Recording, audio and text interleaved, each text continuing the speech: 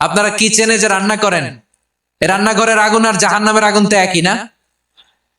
সিলেটের ভাইরা বুঝে থাকলে উত্তর দেন। কিচেনের রান্নাঘরের আগুন আর জাহান্নামের আগুন এক না? একরকম? বিষ্ণু বলেন জুজউন মিন ৭০ জুজআন মিন হাররি জাহান্নাম।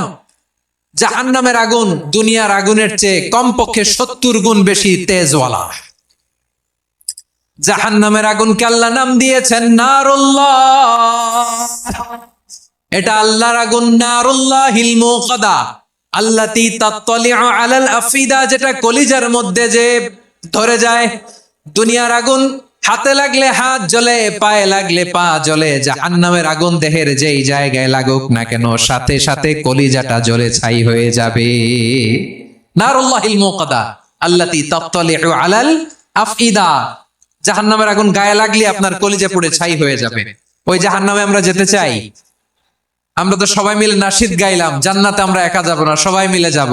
ওই জাহান্নাম থেকেও সবাই মিলে বাঁচার দরকার আছে না নাই?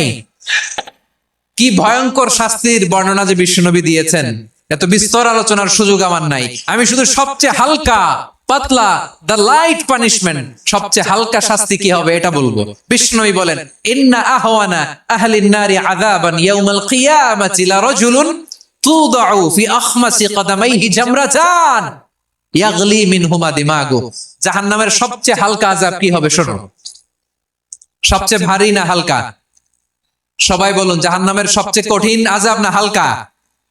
জাহান্নামের সবচাইতে হালকা আযাব হলো ওই ব্যক্তির আযাব যার পায়ে দুটো জাহান্নামের আগুনের জুতা পরিয়ে দেয়া হবে। ওই আগুনের উত্তাপে তার মাথার মগজগুলো ভাতের মারের মতো টপ টপ টপ টপ করে বেয়ে বেয়ে পড়বে। নাউজুবিল্লাহ, পড়বে না?